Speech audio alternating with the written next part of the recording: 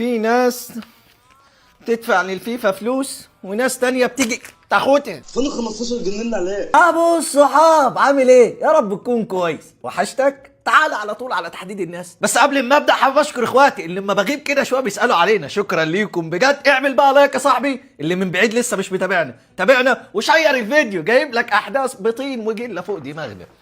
القضيه ال17 على نادي الزمالك. ريح انت.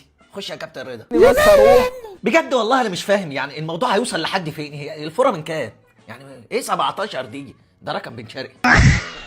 المهم الناس اللي عايزه تعرف يعني القضيه ديت بتاع مين. ما هو العدد بقى في الليمون. الفيفا بقت مفتوحه بعد ال10 ما بقتش تعد. يلا تروح شيك على بياض. خد ابو قسم بقى مع بعض. القضيه ديت بتاع مين؟ سامسون اكينيولا. فاكرينه اللي كان قصير ومدملك كده كان في خده زي سمر مصري.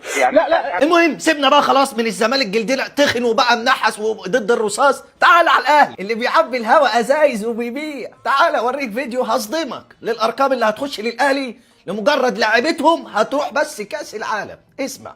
كأس العالم القادم في الولايات المتحدة الأمريكية وكندا والمكسيك، النادي الأهلي، وخد مني الكلام ده وهتسمعه قريب جدا وهيبقى يعني ملء السمع والبصر في كل المواقع وفي كل البرامج.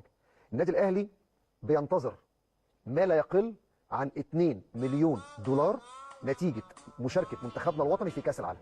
الناس تقول لي ازاي؟ القائمة المبدئية على حد معلوماتنا ممكن يصل فيها عدد لاعبي النادي الأهلي اللي هيشاركوا في كأس العالم ما بين 8 إلى 10 لعيبه، ودي ارباح ماليه النادي الاهلي هيبنيها باذن الله ان شاء الله نتيجه مشاركه منتخبنا في كاس العالم. سمعت كويس يا ابو صحاب؟ لو ما انتش فاهم يعني بالبلدي على كل راس هتروح كاس العالم من لعيبه النادي الاهلي اقل حاجه هيخش له 400,000 دولار على الراس. زي ما علي معلول في 2022 الاهلي حصل على 420,000 دولار على راس بس علي معلول. ما بالك بقى؟ تعالى نعد الاسماء كده واعد لك كام نفر. تريزيجيه ادي 400,000 دولار. 5. زيزو ادي 400,000 دولار. 5. امام ادي 400,000 دولار. كفايه. لا مش كفايه، خد شويه تقليه. محمد هاني 400,000 دولار. كوكا 400,000 دولار. مروان عطيه 400,000 دولار. اخيرا وليس اخيرا ياسر ابراهيم 400,000 دولار. فدي الاسماء اللي ضامنه تبقى موجوده في منتخب مصر اذا لو الكابتن حسام ضاف كمان. يعني الاهلي بيحب التقليه. زود يا عم زود. اللعيبه اللي ما خدتش اي حاجه بيسووا نفسهم. الاهلي بيطلعهم يوميات. روح هات يوميتك من كاس العالم. تخيل بقى الرقم ده. احسبه بقى شوف هيطلع كام. ربنا يكرمه يا رب. يا رب اكرمه. انا بهزر يا ابو الصحاب. يا ربنا يزيد ويبارك. اما بالنسبه عندنا في الزمالك الاقرب فتوح حسام عم جيد شحاته. حلو رضا. اما بالنسبه للاجانب في النادي الاهلي الاقرب اللي يروحوا مع منتخباتهم عندك بن رمضان بالعمري. اما بالنسبه لنادي الزمالك ما فيش الا سيف الجزيري وان شاء الله يروح وما يرجعش. عشان المره اللي فاتت ولكم الشكاري الفيفا الاهلي يعني لما الاهلي خاطب الفيفا على فلوس علي معلول بعتوا الفلوس. احنا خاطبنا الفيفا خصموا من اللي عليكم. بس كده ده كان الفيديو بتاعنا النهارده. لو وصلت معايا للنهايه ولسه مش عامل لايك اعمل لايك. جديد لسه بتتفرج علينا تابعنا ولو عجبك شيره. انا بقول كفايه كده وان شاء الله نتقابل فيديوهات جديده. طب انا طول عمري اسمع عن الشحاته المحنبه انما بجاحه محنبه. اهو ده بقى حبيب اخوك صلب الموضوع. حبيب اخوك اخبارك إيه يا حبيب اخوك؟ يا رب دايما تكون بخير واحسن حال. انا جاي لك بفيديو تحت عنوان بجاحه معلبه. داخل معايا ولا هتسيبني من اول الطريق؟ داخل معايا يبقى تقطع تذكرتك بالايه؟ باللايك الرايق. ولو انت مش متابع يا عم تابعنا علشان يوصل لك كل جديد. ويلا بينا على البجاحه المعلبه. تعال في ايه؟ تعال دي فرصه. شركائنا في الوطن برضو انتوا عارفين الفراغ. انا والله العظيم لو واخد 15 يوم اجازه والله ما عارف هعمل ايه. ده انا بستنى يوم بالعافيه. يوم كده مش ورايا فيه اي حاجه خالص. ف 15 يوم رقم. ده الراجل سافر الدنمارك. فضى لا قال لك بقى ما خلاص يعني انا كده كده ضامن فلوسي في جيبي يا باشا. واللي يفاوضوا اللي يفاوضوه كده كده عندي محكمه فالدنيا لطيفه يعني. فالراجل خلع على الدنمارك لغايه ما الدنيا قال لك ظرف اسري. الفضا وحش. سيادتك انا ما اقدرش انكر ان الموسم بتاعنا هيبقى ناجح لو اخدنا دوري وكونفدراليه رغم ان ده تسليك سنان بالنسبه للاهلي. بس لو انكرت ده ابقى جاحد. انما الجحود بقى بجد لا بجد والله الجحود اللي بجد بقى انك تعاير نادي حرفيا منيم القاره باكملها من المغرب بقاله ربع قرن وجاي بتلومه علشان مريح 15 يوم. يا جدع سيادتك احنا بقالنا 25 سنه مريحين. خلال ال 25 سنه دول واخد له حوالي 19 20 دوري على تاني اكتر فريق على مستوى العالم مشاركه في كاس العالم للانديه ومحافل دوليه وانتر كونتيننتال. وبيقابل فرق حرفيا في كاس العالم انديه احنا مش بنشوفها بعينينا كزملكاويه الا في البلاي ستيشن. بايرن ميونخ مره، وريال مدريد مره، لا بنفيكا مره، لا اتلتيكو مدريد مره، ده غير بقى بسم الله ما شاء الله زانق بقى عمالقه اسيا، مره الهلال السعودي بمحترفينه، اتحاد جده بملايينه، العين الاماراتي بجماهيره. والله العظيم اتحرش بالعين، لا واحد ولا اتنين بالتلاته، لدرجه ان جمهور العين بقى بيشجع الاهلي من بعد الماتش. ظاهر ان احنا جينا في وقت مش مناسب. ده غير خلي بالك في حاجه اسمها برونزيات، يعني برونزيات كاس العالم، برونزيه باخدها مثلا من بطل ليبرتادوريس مره، من بطل لزعيم اسيا مره، يعني كل ده تسليك سنان بالنسبه له. يعني بقى الواد بيرسي تاو كان كل ما يتسلى يهوى على فخاده كل اثنين وخميس ببرونزيه من كاس العالم. فاحنا بنتكلم على اساس ايه مش عارف.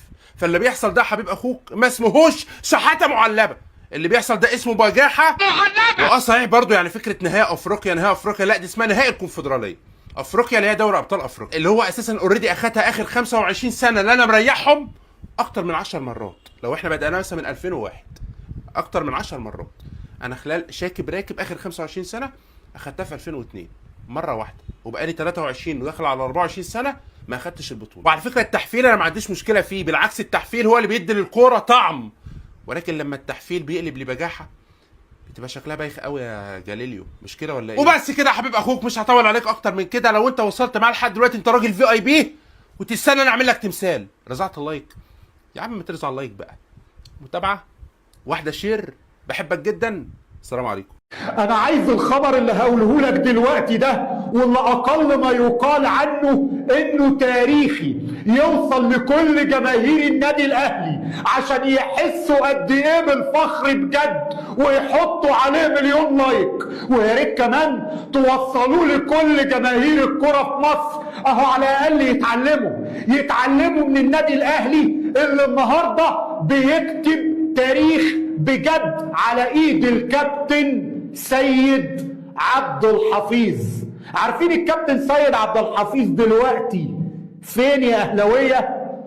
اللي عارف يقول لي، واللي مش عارف يستنى عشان يسمع الخبر اللي هتتعلم منه مصر كلها، علم الاداره. يا ريت كل انديه مصر تبص بس للنادي الاهلي وتتعلم. اصل البطولات والانجازات والدوريات اللي ما بتتعدش والكاسات ودوري ابطال افريقيا وبرونزيات كاس العالم للانديه مش بتيجي ببلاش، لا.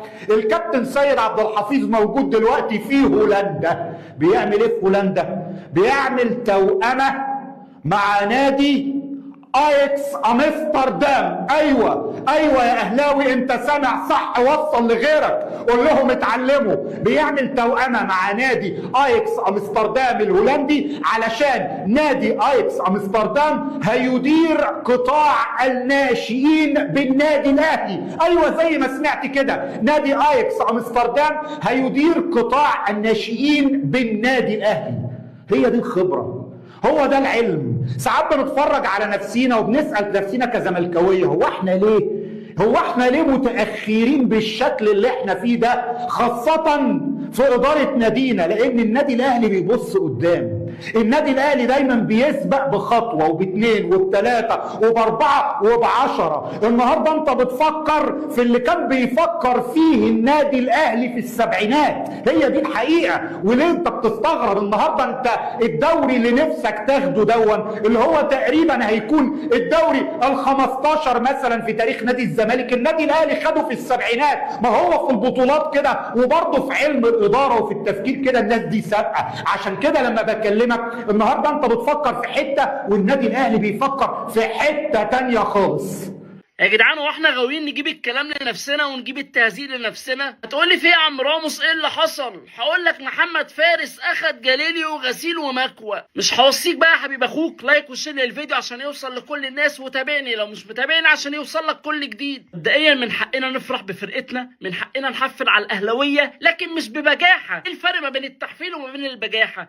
التحفيل ان احفل عليك، انا وصلت نهائي، انا هكسب الدوري، انت ضايع وفرقه المليار، تمام. انما البجاحه بقى اللي عملها استاذ جاليليو، اللي بيقول للاهلاويه والجمهور الاهلي انتوا بقالكم 14 يوم بتتفرجوا علينا، بقالكوا 14 يوم او بقالكوا اسبوعين او بقالكوا حتى شهر بتتفرجوا علينا واحنا في افريقيا وبنلعب في الدوري. يا عم عفينا بقى ابو شكلك ده يا اخي، عم بقى فانا هسمعك رد محمد فارس على جاليليو بعد ما قال له انتوا بقالكوا 29 يوم بتتفرجوا علينا كان ايه. اسمع. لدرجه ان انا بستغرب، يعني انا بشوف ان دي صغائر. يعني تلاقي واحد طالع على شاشه يقول لك ايه، انتوا بقالكوا 15 يوم قاعدين فاضيين ما بتعملوش حاجه واحنا بنلعب في افريقيا، فعشان كده انتوا قاعدين زهقانين.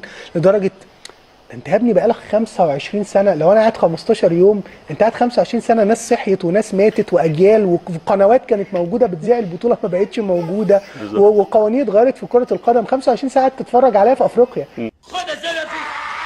ما هو خلاص يا استاذ فارس، ما خلاص ما تدقش يا عم، وانت لازم ترد على كل حاجه، ما تمشيها يا عم وما تقلبش علينا المواجع. دي بقى البجاحه اللي عمله اعلامي الزمالك ده، البجاحه مش التحفيل. لما تقول لجمهور الاهلي انت بقالك 15 يوم بتتفرج علينا، طب ما احنا فعلا بقالنا 25 سنه بنتفرج عليهم في افريقيا. طب ما احنا بنقعد بالثلاث 4 سنين وبال10 سنين نتفرج عليهم وهم بياخدوا الدوري واحنا بننافس على المركز الثاني، لحد ما حتى المركز الثاني راح مننا وبقينا بننافس على الثالث والرابع. فاحنا بنجيب البجاحه دي منين يا جماعه؟ ما نحفل في اطار التحفيل، نحفل في الحاجه الممكنه، نحفل بعقل. فرقه المليار، امام عاشور وزيزو عملوا لك ايه كده، انما تحفل في ان الاهلاويه بيتفرجوا علينا وقاعدين فاضيين ومش وراهم حاجه يعملوها. كل ده عشان ما خدوش دوري ابطال افريقيا سنتين وهم واخدينها 4 مرات في 6 سنين. كل دوت علشان ما خدوش الدوري السنه دي وهم واخدينه 3 سنين ورا بعض. فنعقل الكلام يا جماعه عشان في الاخر شكلنا احنا اللي بيطلع وحش. يا تقول تحفيل معقول محدش يقدر يرد عليك فيه، يا اما تسكت. وبعدين اللي خوفني ان احنا لحد دلوقتي لسه ما خدناش الكونفدراليه ولسه ما خدناش الدوري، فنصبر نصبر اسبوعين بس وبعد كده نبقى نحفل ونزيد براحتنا. لو وصلت لحد هنا ما تنساش تعمل لايك وشير الفيديو عشان يوصل لكل الناس. سلام عليكم.